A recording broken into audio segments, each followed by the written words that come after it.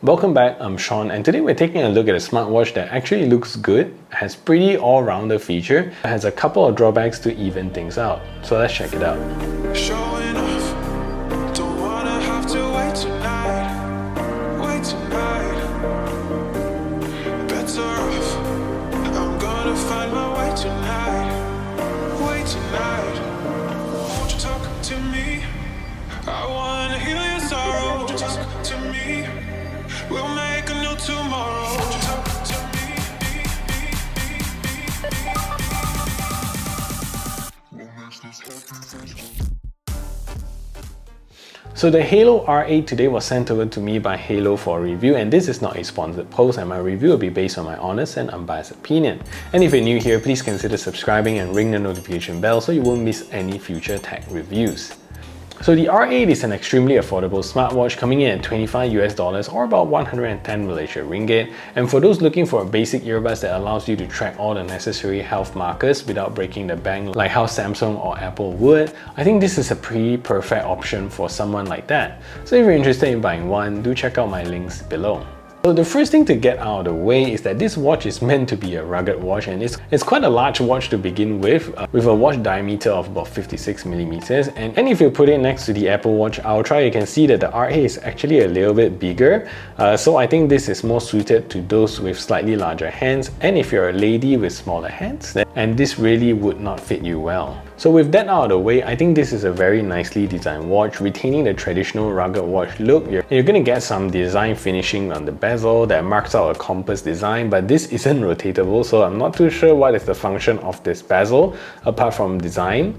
But the good news here is that Haylou uses a very pleasing font here that adds to the ruggedness of this watch, and they've also sprinkled subtle red bits around the watch that makes it look very good.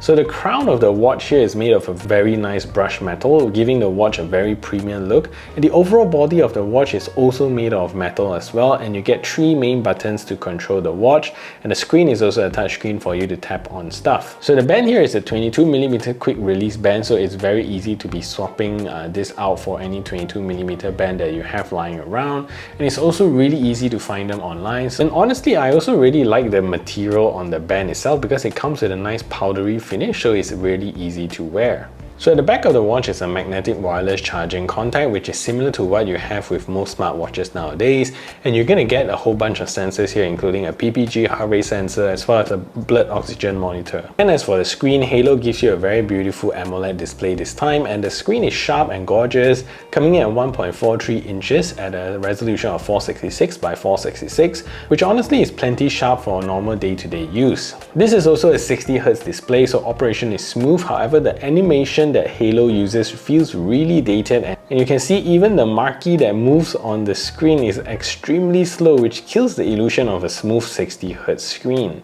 So Haylou rates the battery to have a 7 days battery life with standard smartwatch feature, and I think the battery life is pretty resilient and I can use it past 7 days with no problem.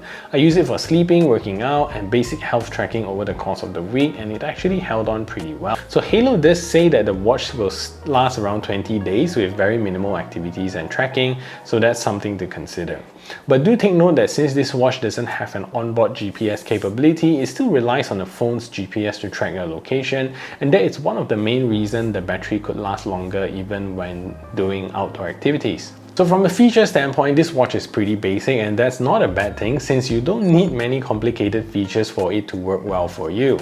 To start off, you're gonna get a Bluetooth 5.3 chipset, which is pretty modern, but it's mainly used for syncing data between phone and watch. But the good thing is that the 5.3 chipset does it very quickly. Even updating the firmware is extremely fast compared to the watches of yesteryears. So the watch also comes with a 3 ATM water resistant rating. However, the proper rating for a 3 ATM watch is that it is splash and limited waterproof. So this is unlike the 5 ATM water resistant rating you find on the Xiaomi S1 Active. So 3 ATM is actually not rated for swimming, but the funny thing is that the 100+ sports tracking in the watch, swimming is actually one of it, so I advise you to be careful with this. So you can actually receive and answer calls directly with this watch, but this is limited to mobile calls via carriers, and if you get a call from WhatsApp or any VIOP apps, from my tests on this version of the watch, it's not supported. So the watch also comes with a whole bunch of health tracking features, including heart rate monitoring, sleep monitoring, calorie monitoring, blood oxygen monitoring, blood pressure monitoring, female menstrual cycle monitoring, as well as blood pressure monitoring. So, and from a sports tracking capability, you can actually customize this quite extensively, and you get a total of 100 plus sports mode that you can add to your presets, so it's easier for you to choose what you normally do. So the watch here is pretty easy to use, and starting with the buttons, the button on the left lets you turn on or off the display. The second button here with the red line lets you open up the menu system here, right? And there's also a hidden feature here, and if you turn this knob, you will see you can actually cycle through all the different watch faces that you have, which is really cool. And finally, the third button here lets you quickly go into sport mode, so when you click here, you can just choose all the different sports that you have. So as mentioned, although this watch comes with a 60Hz display, because of the animation and the marquees that Haylou chooses to use, you will feel that this watch is actually very laggy. So if I were to scroll through the menu here, you can see that it's actually very laggy using it. But actually it's a smooth watch, just that the animation is really laggy. So if you swipe left and right, it's the same, and it will bring out all the different features that you have on your watch, all the different widgets that you can choose. So you can actually customize them and add even more widgets, and so that's the same for swiping left and right. And if you swipe from the bottom, this is where you're going to get all your notification centers to check your message or incoming calls, and swiping from the top will open up the control center for you to quickly adjust your watch settings. So swiping from the bottom, you'll get your notification center, so you can check all your messages or incoming calls here.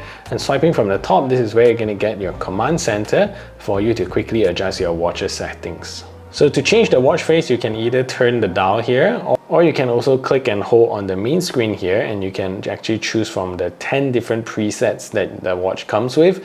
And these are not presets that you can actually change inside the app. So from here, you get 10 preloaded watch faces that you cannot change, and 1 custom watch face that you can replace and change. So that is pretty limiting, and Haylou should allow all watch faces to be deletable and replace it with what you actually like. So the Haylou app here is pretty standard and gives you all the necessary information about your health data for you to track. At the homepage here, you will see your step goals, your calories burned, and distance traveled. You're also going to get a whole bunch of summary of your health in some dashboard format to give you a quick glance of your health. Under the second tab, this is where you can start tracking your activities. Again, there is no GPS on this watch, so if you want to track your workouts with GPS, you're going to need to use your phone.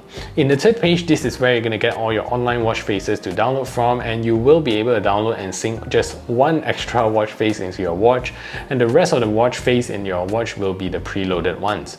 So every time you sync your watch face, the last watch face will be overwritten. So here you can also manage all the settings and parameters of your watch, and it's pretty basic stuff and nice to get to play around with some of these features. And finally, you can also update your firmware of the watch over the air.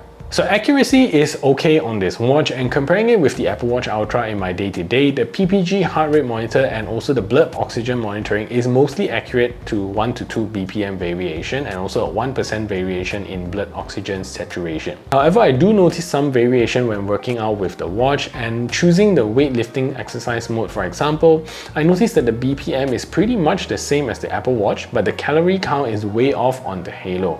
And when doing a light treadmill activity, heart rate seem to be way off when I'm clocking about 150 plus BPM on my Apple Watch, and the Haylou seems to be constantly stuck at around 80 plus BPM.